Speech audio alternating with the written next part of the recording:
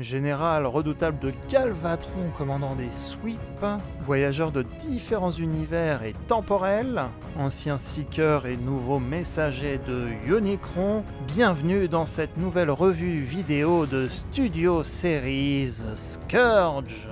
Révélé dans le film de 1986, Scourge, nouvel ennemi des Autobots, bienvenue sur TF Toybox, la chaîne qui passe en revue les figurines et qui vous informe des nouveautés sur Facebook, Instagram et Twitter. Une figurine très bien réussie qui aurait très bien pu finir également dans la série Kingdom. Je ne cache pas ma joie pour cette figurine qui maintenant passe la taille de Deluxe à Voyager. Le sommaire de cette vidéo s'affiche rapidement à l'écran, vous inquiétez pas, il sera en description de cette vidéo. Si vous voulez sauter un chapitre, j'espère que cette vidéo vous plaira. Si c'est le cas, n'oubliez pas avant de partir de laisser un petit pouce positif. Et accrochez-vous, j'ai essayé des nouvelles prises de vue pour l'historique. On est parti pour la revue de Studio Series Scourge, en commençant par le packaging. Unboxing, c'est parti, on retrouve notre figurine en mode robot avec un superbe artwork de Scourge, la numérotation 8605, avec le nom Studio Series Scourge, le logo Decepticon, le logo Transformers The Movie et les logos Transformers Hasbro et Génération Habituelle, avec Takara Tomy bien sûr. Premier côté, on retrouve le portrait de Scourge, c'est le même artwork, mais la photo de la tête en gros, avec la mention Voyager Class et le numéro 8605. De l'autre côté, 86 avec Scourge, toujours le même artwork. Authentic Autobot Generations. Pour le logo, il y a toujours le logo Autobot. Heralds of Unicron, messager d'Unicron, retrouve au dos de la boîte une photo du diorama, 19 étapes de conversion, scène inspirée du grand écran. Unicron reforma Thundercracker en Scourge, aucun doute laissé ici par Hasbro. Contrairement à Skywarp, on le verra tout de suite après. Sur le dessus, le logo Transformers The Movie, donc le film de 86, le dessin animé du 1h30 qui est sorti au cinéma en 86. On ouvre la boîte. On a notre beau diorama de la scène du film avec également Kickback et Shrapnel qui sont en train d'être formatés en sweep. Les logos numéro 86 et Transformers sur le côté en fond rouge. Les instructions de Scourge avec un nouvel artwork. Ici sur fond violet car c'est un Decepticon. Et notre robot avec ses accessoires dans l'emballage, un fusil, un blast effect. Le diorama en lui-même permet de présenter la figurine comme toutes les figurines Studio Series sur vos étagères et représente une scène du film, donc la scène du reformatting de Thundercracker en Scourge. Voyons un petit peu en détail comment cette scène de reformatting va se passer dans le dessin animé. Unicron va retrouver une poignée de Decepticons endommagés et abandonnés par Starscream après la défaite d'Autobot City. Il décide de les reformater pour en faire ses messagers. Parmi eux, l'Insecticon Kickback, Shrapnel et le Seeker Thundercracker vont être reformatés en Scourge et les Sweep. Le Seeker Thundercracker va être désigné pour être le chef de ce nouvel escadron qui sera sous les commandes de Galvatron. Il va être reformaté sous la nouvelle forme du Decepticon Scourge. Aussi imposant, voire plus puissant que le Seeker Thundercracker, il arborera un nouveau design futuriste, avec une petite moustache au passage, un des rares Transformers à avoir un bouc. Et bien sûr, les autres Insecticons, Shrapnel et Kickback seront également reformatés en Sweep, des modèles totalement ou quasiment totalement identiques à Scourge. Son escadron personnel à son effigie. Je sais, c'est par leur revue, mais je l'ai fait quand même. Skywarp et Bombshell seront également reformatés, sauf que pour eux, on ne sait pas exactement qui est qui en regardant le dessin animé. En effet, on sait que l'un d'entre eux va être reformaté en Cyclonus, le tracker, le chasseur, et son armada à des doubles qui leur ressemblent. Mais qui serait Cyclonus? Est-ce Bombshell et Skywarp l'armada? Ou bien est-ce Skywarp et Bombshell qui représentent l'armada? En tout cas, quelques secondes après, l'armada disparaît, il ne restera qu'un Cyclonus à l'écran. L'autre Transformer sera également un sweep dans les rangs de l'armée de Scourge. Concernant le reste du film, Scourge est un Decepticon sous les commandes de Galvatron, qui n'est pas ici parce qu'il sort bientôt dans la Game Kingdom. En tout cas, que ce soit dans les BD Marvel ou les dessins animés de l'époque, Scourge et Cyclonus traînent souvent ensemble. Bien sûr, Scourge est accompagné de ses sweeps des soldats quasiment identiques à lui, voire totalement identiques selon les épisodes. Parfois, ils auront des têtes légèrement modifiées avec des moustaches modifiées pour différencier Scourge des Sweeps, mais en règle générale, ils sont quasiment ou totalement identiques et sont sous les ordres de Galvatron. Ces trois-là sont toujours associés ensemble, ou quasiment toujours, et sont essentiellement associés également à Unicron. Dans les BD Marvel, il y a même des sombres histoires de voyage temporel et d'univers. Bien sûr, il faut arrêter ces trois personnages à tout prix. Sans voyage temporel, le concept de messager d'Unicron sera repris dans les BD Dreamwave début des années 2000, Scourge étant l'un d'entre eux, un des soldats de Unicron. Le concept de messager de Galvatron et Scourge seront tous les deux présents également dans la BD Transformers Armada Worlds Collide, une de mes lectures favorites de l'époque dans les séries Transformers. Une des rares fois où on a commencé à mélanger Armada et Génération 1, en tout cas une série récente et Génération 1, donc c'était chouette. Et dans les BD d'IDW, ce ne sont pas Megatron, Thundercracker, Skywarp reformatés ou les Insecticons, ce sont leurs propres personnages, mais ils sont quand même tous les trois associés ensemble, sans Unicron, Galvatron étant un tyran qui veut conquérir la galaxie. Et là aussi, Scourge se retrouvera à la tête d'une armée de Sweep. Scourge est donc un personnage incontournable du film, même si en réalité à la fin du film et dans la série il fait pas grand chose à part d'être un Decepticon ou une armée de Decepticons en plus. À part un épisode où effectivement il arrive à attraper la matrice de Rodimus.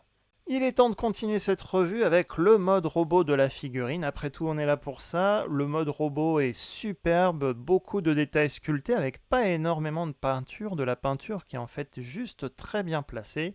On a du bleu ciel, du bleu ciel un peu plus cassé. On verra qu'il y a des parties qui sont peintes et des parties plastiques dures. Il y a des parties peintes qu'il faudra faire attention. Le logo Decepticon est présent 2 fois avec un beau petit violet. Les yeux rouges et des touches de rouge dans les lasers sur la tête de Cyclonus et également sur les côtés des jambes dans les points de connexion, des jambes et des épaules d'ailleurs, dans les points de connexion qui serviront aux armures Fossilizer. Et oui, on est dans Studio Series et il y aura du Kingdom, quand même. Et il a un petit côté menaçant qui me fait le mettre dans mon top 10 de l'année, je pense. On va commencer tout de suite la revue avec déjà l'arme qu'il a à la main. Un fusil qui n'est pas peint mais qui est sculpté et qui a la bonne taille je trouve pour le personnage, un petit viseur sur le dessus, un petit point de connexion sur le côté pour le mettre sur le côté du véhicule, du mode véhicule. On a également un petit blast effect, un petit déjà conséquent quand même, un blast effect violet, un peu comme Hot Rod Rodimus Studio Series Voyager Class. On a des blast effects en plus pour nos figurines. Et donc il est compatible avec son fusil bien sûr, mais aussi les points de connexion.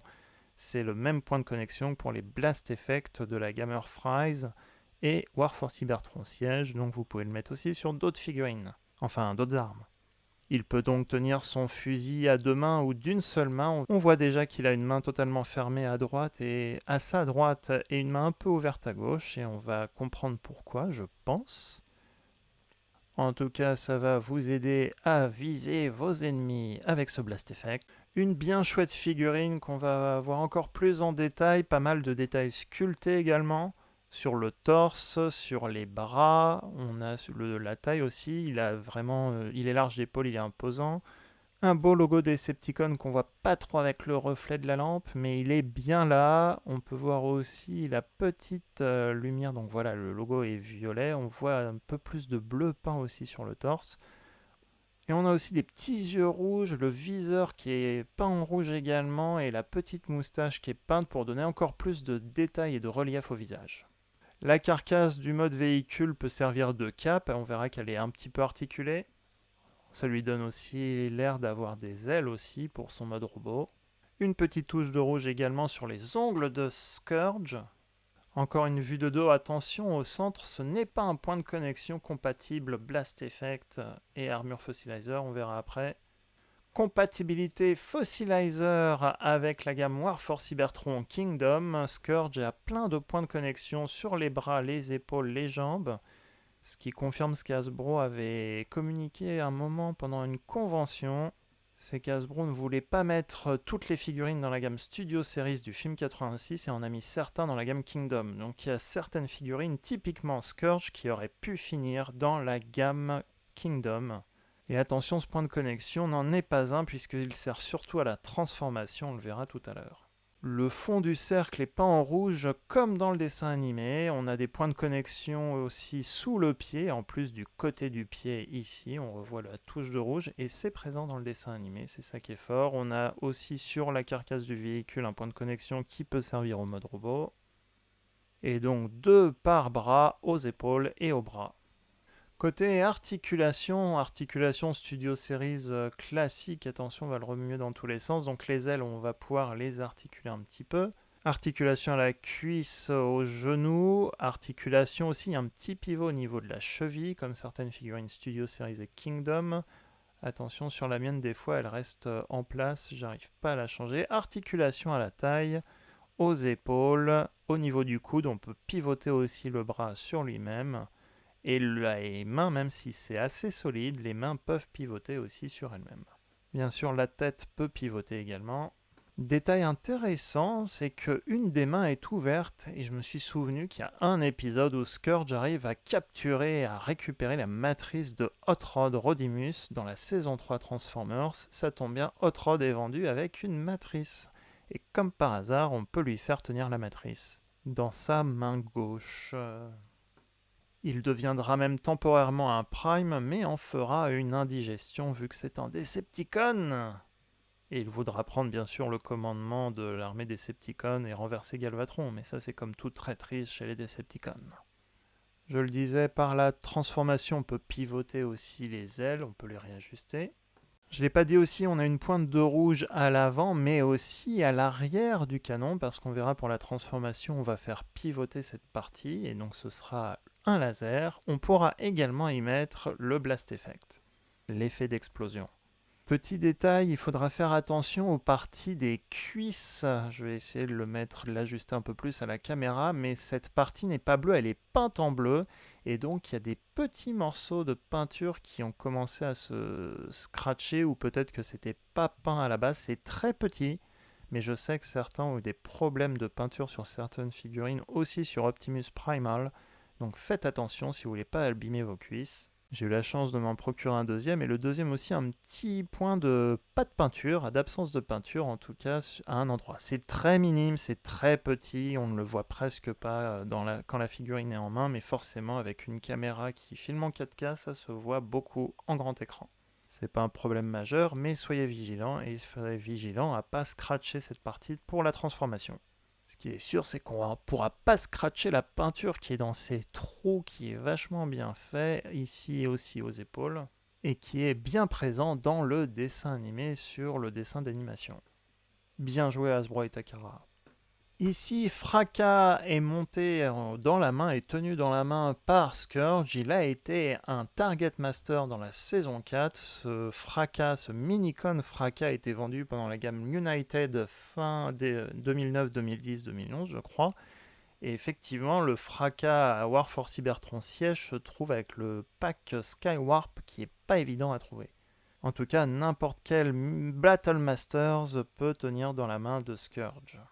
On commence les comparaisons avec les autres Scourge de la gamme Génération, avec à gauche le premier Scourge à sortir dans le grand public, je crois que ça date de 2009, une figurine Deluxe de la gamme Génération qui a un mode avion terrestre, on le verra tout à l'heure pour les modes véhicules, et à droite on a les versions Titan's Return de Hasbro, donc c'est la troisième figurine sur l'écran, et encore à droite, on a la version japonaise Takara Legends qui est un repeint de la version Titan's Return, mais avec des couleurs plus proches du dessin animé. Et comme on voit, à chaque fois, on a des couleurs bleues différentes.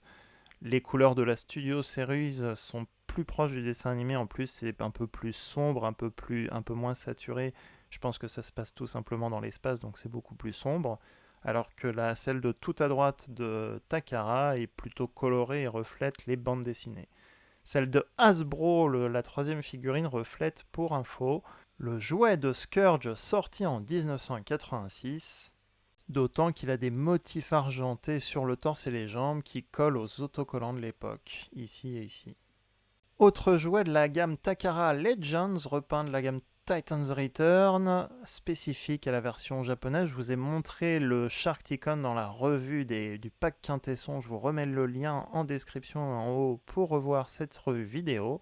Mais cette version du Sharkticon venait avec un sweep, c'est-à-dire un Headmaster Sweep, juste la tête. On va les comparer 2 minutes. À gauche, la tête de Scourge, à droite, la tête de Sweep. Donc on voit les moustaches sont légèrement différentes. Je sais, c'est pas la revue de ces figurines, mais au moins c'est l'occasion de le montrer. D'autant qu'on risque d'avoir un Sweep également dans la gamme Studio Series. Je vous donc montre les différents visages qu'on a eu dans la gamme Titan's Return et Legend. Au moins si vous en avez plusieurs, Scourge peut être le commandant de votre escadron de Sweep. Au moins, à vous de voir. Comparaison avec Scourge Robots in Disguise, plus précisément c'est la version Car Robot de Black Convoy, car après les années 2000, Hasbro a commencé à réutiliser le nom Scourge mais pour d'autres personnages avant de revenir au sweep que l'on connaît. Il y a aussi un dragon que j'ai pas montré dans la vidéo. Comparaison avec deux figurines Voyager Class Kingdom, la première Cyclonus à gauche forcément son compère qu'on va revoir souvent dans la vidéo, et à droite Inferno, donc personnage de la saison 2 génération 1, et qui est à peu près de la même époque, je crois, de la série. Je me demande si on le revoit dans la saison 3 ou pas. Ce n'est pas la question, en tout cas, en termes de taille, ils sont à peu près de la taille de Voyager tous, autant qu'ils sont, et c'est tant mieux. Comparaison maintenant avec d'autres Voyagers des gammes antérieures. À gauche, Thundercracker, qui est le Seeker en mode avion terrestre de la gamme Earthrise, et à droite Starscream, il en fallait un, mais cette fois c'est la version Tetrajet Siège de la gamme Warforce Cybertron, Siège qu'on retrouve encore parfois en magasin en ligne. Ils font donc la même taille Voyager de la tête aux pieds. Comparaison avec deux figurines Deluxe Kingdom Vague 1, Black Arachnia et Cheetor, des Maximo et Predacon Beast Wars. On l'a vu tout à l'heure, comparaison avec Hot Rod Voyager Class également, qui est une petite Deluxe, mais avec beaucoup d'accessoires et beaucoup d'articulations. Et ici, je vous rajoute aussi le Leader Class Grimlock en mode dinosaure, parce que c'est mon mode favori. Toujours plus grand que la majorité des Transformers, même dans le dessin animé. Enfin, comparaison avec les deux autres Studio Series de la même vague, Deluxe, Jazz et Cup. Et également parce que je les avais sous la main, les Legend Class Kickback et Shrapnel. Kickback de la gamme Legends, mais également Titan's Return. Et Shrapnel ici est la version Takara Adventure, avec des petits yeux rouges à la place. Ici, comparaison rapide avec le mode insecte, donc Scourge est capable de les écraser quand même. On est passé de Legend Class à Voyager Class. C'est parti pour la transformation. Attention, je vous dis tout de suite, il y aura un deuxième mode caché à la fin qui est dans les instructions. Là, il y a un petit connecteur, donc on rejoint les jambes, c'est la première étape. On va plier l'arrière des pieds et les petits doigts de pied à l'intérieur. Normalement, c'est plus tard dans les instructions, mais au moins c'est fait. On va écarter les épaules, tendre les bras et coller les bras aux jambes. D'ailleurs, il y a un petit connecteur ici qu'on va emboîter, bien sûr, des deux côtés. On retourne la figurine, on va déployer les ailes. Vous voyez, il y a des petits picots. On va déployer pour tout mettre à plat ici. Là, je remets avec rattaché au petit picot et là, je détache. On déploie les panneaux du mode véhicule. Non seulement sur le dessus, on les déploie et on voit que sur le côté aussi, on va pouvoir déployer les parties bleu ciel comme ceci. Le but est après de pouvoir tout aligner ensemble. Donc on aligne tout bien, d'autant qu'il y a un petit connecteur à l'intérieur. Il faut que je le montre à la caméra. Vous voyez, il y a un petit picot ici, un petit connecteur bleu foncé que je vais emboîter dans la partie bleu ciel et je vais faire pareil de l'autre côté. Donc ça va permettre de faire tenir la partie. Il y a un petit pic qui dépasse, hop, on emboîte. On déploie les canons arrière comme ceci, on les redresse en tout cas. Regardez, il y a un petit trou à l'intérieur, ça servira plus tard. Le petit laser qu'il y a sur la tête de Scourge, on le fait pivoter, donc on inverse de sens le petit blaster qu'il a sur la tête. On va détacher l'ensemble des parties qui sont à l'arrière de la figurine. On voit que le dos, la tête, tout est attaché ensemble. Et c'est pour cela aussi que le gros trou à l'arrière n'est pas un point de connexion de 5 mm, c'est légèrement plus gros. Alors là, je vous montre déjà qu'on va pouvoir tout allonger, tout mettre à plat, comme ceci. Et surtout, la partie cylindrique va se redresser. Il s'agit en fait de connecter l'arrière de la tête à cette partie pour former l'arrière du canon central, entre guillemets. Ou est-ce un réacteur? C'est peut-être pas un canon, c'est un réacteur.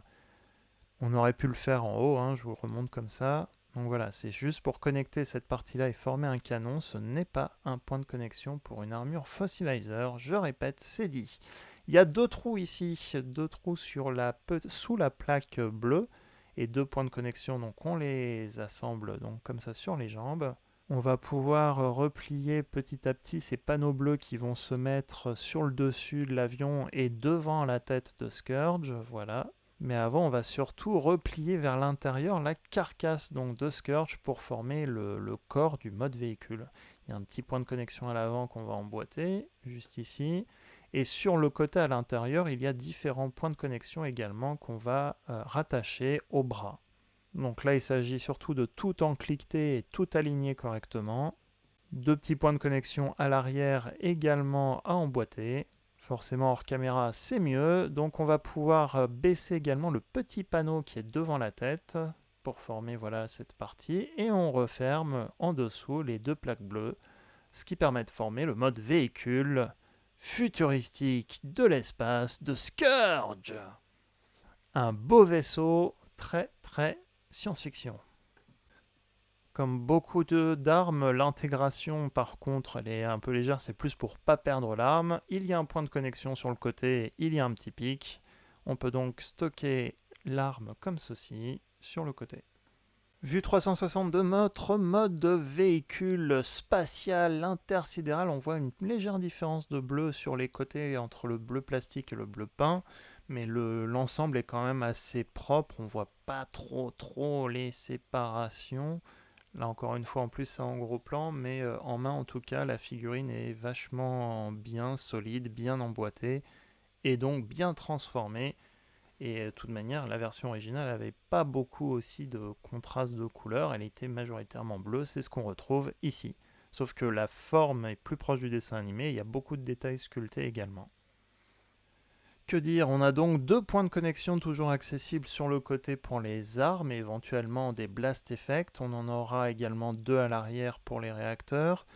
On a ici pas mal de détails sculptés comme je le disais, le dessus n'est pas plat mais c'est volontaire. On a un beau logo Decepticon coupé en deux mais qui est très bien ici.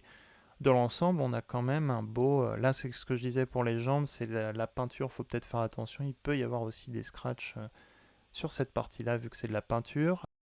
Le dessous est propre, on voit presque rien. À l'arrière, deux points de connexion qui peuvent servir pour des blast effects, le même blast effect qui est fourni. Le blast effect peut également se mettre sur l'un des trois canons à l'avant, donc il peut faire feu également sans son pistolet.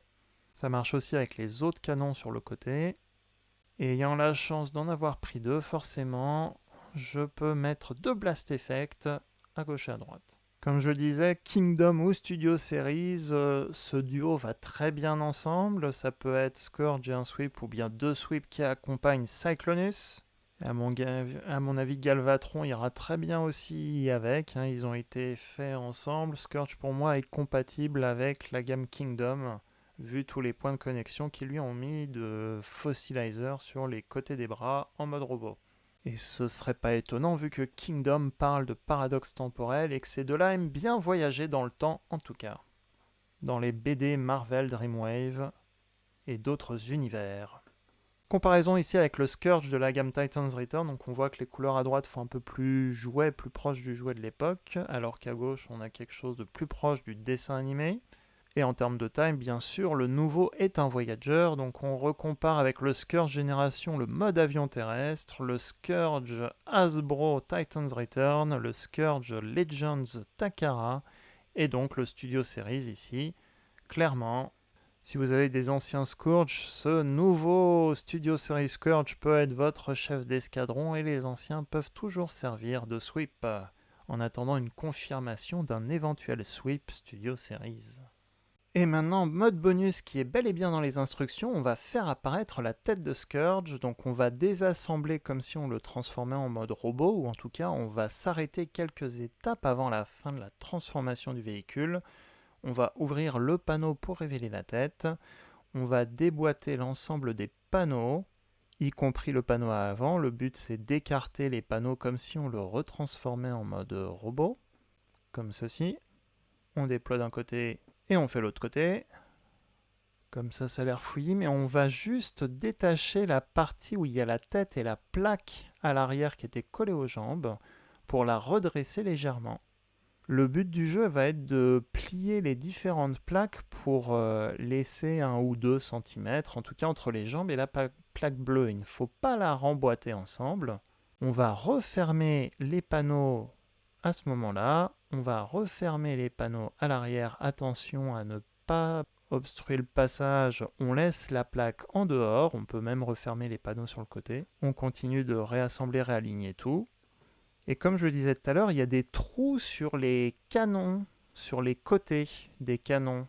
Donc on va pouvoir emboîter la petite plaque bleue à l'arrière de la tête avec les 2 canons, comme ici, sur le côté.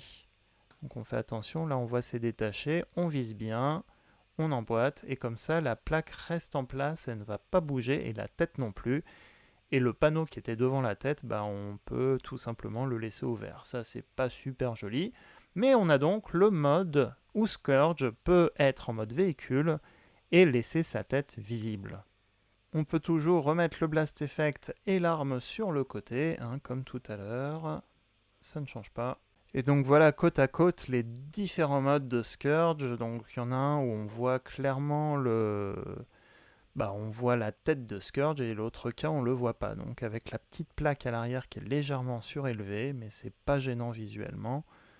En tout cas, on a donc nos 2 modes Scourge et un sweep, on imagine, qui l'escorte. Un autre plan à plat où Scourge a déployé sa tête et un sweep est toujours à ses côtés. Une autre vue de haut. Et avec tout ça, ça fait un bel escadron. Comparaison individuelle à nouveau avec l'aile Delta, la version génération de 2009. J'espère que c'est 2009 maintenant. Même comparaison quand les deux sont alignés, avec la tête aussi qui sortait de l'aile de la version génération. Une bien belle armée se profile ici, en tout cas aussi avec la version Headmasters et Legends. La revue est terminée, j'espère qu'elle vous a plu. Cette figurine est une nouveauté 2021. Elle commence à faire timidement son apparition dans des magasins spécialisés. Elle devrait être disponible en même temps que Voyager Hot Rod. Et en plus, cette figurine va encore une fois très bien avec les figurines Kingdom de Cyclonus et Galvatron qui sortent en même temps la même année. Ils ont bien réussi leur coup chez Hasbro. En tout cas, on a entre Studio Series 86 et Kingdom une belle série de figurines. Et Scourge est d'aussi bonne qualité que Cyclonus. Il n'est pas nécessairement disponible en ligne au moment où je vous parle, mais je vous mets les liens si je le trouve et d'autres figurines d'un Studio Series en description de cette vidéo si vous voulez vous procurer certaines figurines. N'hésitez pas à me mettre en commentaire ce que vous avez pensé de cette revue, de ce format historique spécial avec des mises en scène du film. Comme d'habitude, avant de partir, n'oubliez pas de laisser un petit pouce bleu si cette vidéo vous a plu, ça aide beaucoup pour la visibilité de la vidéo et ça fait toujours plaisir pour moi. Et si vous êtes nouveau et que ça vous a plu, tout simplement abonnez-vous à la chaîne pour recevoir automatiquement les futures vidéos. N'hésitez pas aussi à suivre les comptes Facebook, Instagram, Twitter, les réseaux sociaux pour des infos et plus de contenu photo. Et d'ici là, à très bientôt pour une prochaine vidéo.